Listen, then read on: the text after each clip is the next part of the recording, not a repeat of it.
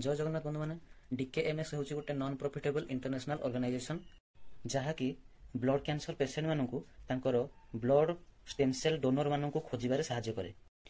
बहुत लोग भावुवे आमे आमर ब्लड स्टेम सेल कौन पाई डोनेट करूँ कारण भारत में प्रति 5 मिनिट रे ब्लड कैंसर किंबा ब्लड डिसऑर्डर रोग रे जड़े जड़े चिन्हट हो एबे मु जो चिन्हट होता लोक मान कथा कहली से आटलिस्ट बचाई गोटे तो चांस दरकार आउ यह संभव ब्लड स्टेम सेल ट्रांसप्लांट द्वारा ब्लड कैंसर पेशेंट माने हेल्दी ब्लड सेल तैयारी करि पारंती नाही। कौन से जने डोनर को ठारू से पेशेंट को स्टेम सेल डोनेट करिया को हेबो।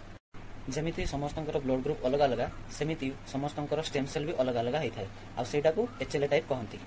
आउ एथिरे एमिति जने डोनर को खोजिया को पड़िबो जहार एचएलए टाइप पेशेंट रो एचएलए टाइप सहित 100% मैच करूथिबो। पेशेंट को को स्टेम सेल मैच करिवो सेटा डीकेएमएस रो डाटाबेस रे थिबो। आउ जो पेशेंट मानकर स्टेम सेल मैच न करिवो सेमानंकर स्टेम सेल खोजिया पई पड़िबो आउ से अधिक समय भितर कौन से पेशेंट रो मृत्यु मध्ये होई पारे। तो यह को अवॉइड करिया पई आपण समस्त सहायता करंतु। डीकेएमएस रो ऑफिशियल वेबसाइट को जाई कि फ्री रे रजिस्टर करंतु।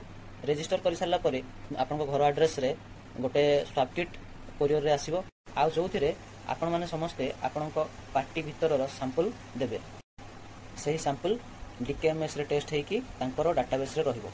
आउ जेबे कौन सी पेशेंट रो एचएलए टाइप आपण को एचएलए टाइप सहित 100% मैच करिवो सेही दिन डीकेएमएस तरफ आपण को कांटेक्ट करा जिवो ब्लड स्टेम सेल डोनेट पई। आपण माने ब्लड स्टेम सेल डोनेट करिकि काहर जीवन बंचाई पारिबे। तो डोनेट करंतु काहर जीवन बंचाई की खुशी दियंतु। जय जगन्नाथ।